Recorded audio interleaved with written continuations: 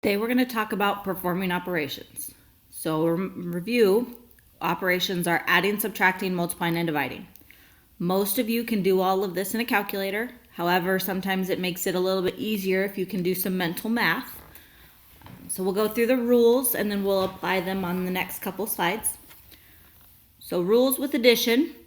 Okay, if they're like signs, so if they're both positive numbers or both negative numbers, you add the two numbers together and then keep the sign of whichever type of number it is. So if it's two negatives, the answer is going to be negative.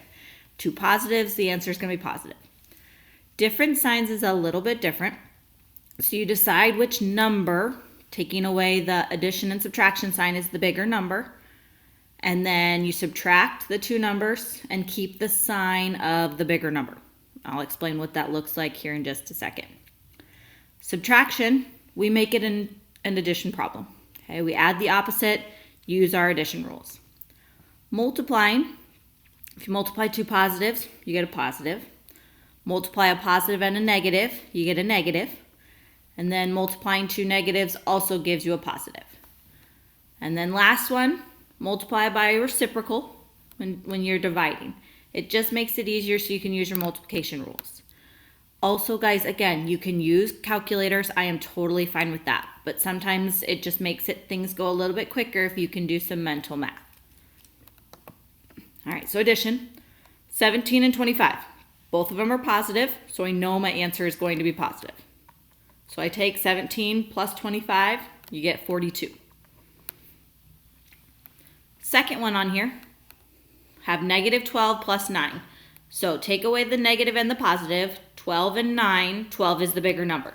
Since 12 is negative, I know my answer is going to be negative. And then I take 12 minus 9, which is 3. Last one, negative and a negative. So I know we're going to be negative. And then 18 plus 4 is 22. So those are your addition rules. Subtraction, we're going to make them into addition problems. So 10 plus negative 28. So you add the opposite. So you turn that subtraction sign into a positive, make your 28 negative. So then using my rules, between 28 and 10, okay, the 28 is the bigger number, so I know my answer is going to be negative. 28 minus 10 is 18. Second one, negative 12 plus a negative 18. So negative plus a negative. So I know my answer is going to be negative. 12 plus 18 is 30. Multiplication. 12 times 24. That one you might not be able to do in your head. That's okay. Get a calculator. You can always use a calculator. So 12 times 24 is 288. Notice, both positive numbers, my answer is positive. 12 times negative 7. Knowing your rules, you know that's going to be negative. 12 times 7 is 84. Last one, negative times a negative. So now, different than your addition and subtraction, my answer is not going to be negative. It's going to be a positive number. And then 8 times 13 is 104.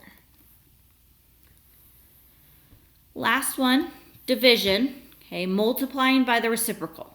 Okay, so if you don't remember what a reciprocal is, okay, we're going to use this number.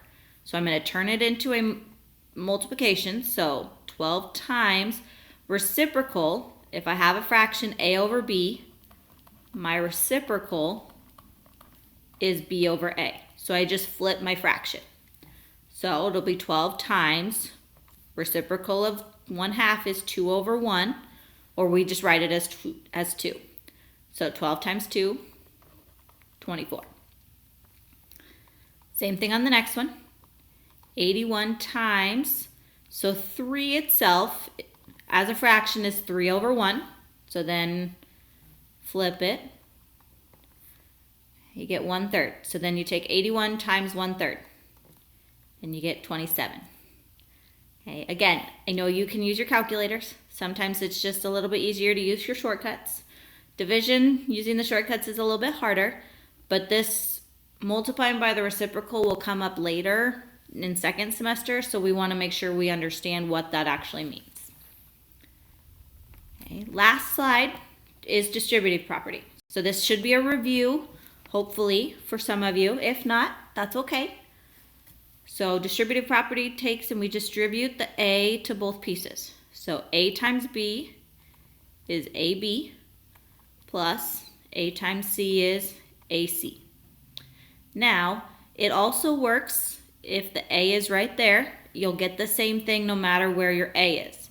Okay, that goes back to using the commutative property of multiplication. So 3 times 2 is the same thing as 2 times 3. And then same thing over here. Distribute. You get AB, and then we get minus AC this time, just because that's a minus sign this time. So we're going to apply it to these problems. So we're going to take 5 times x. So 5x. 5 times 7 is 35. Okay, A times B we already actually said was AB. And then plus 9a.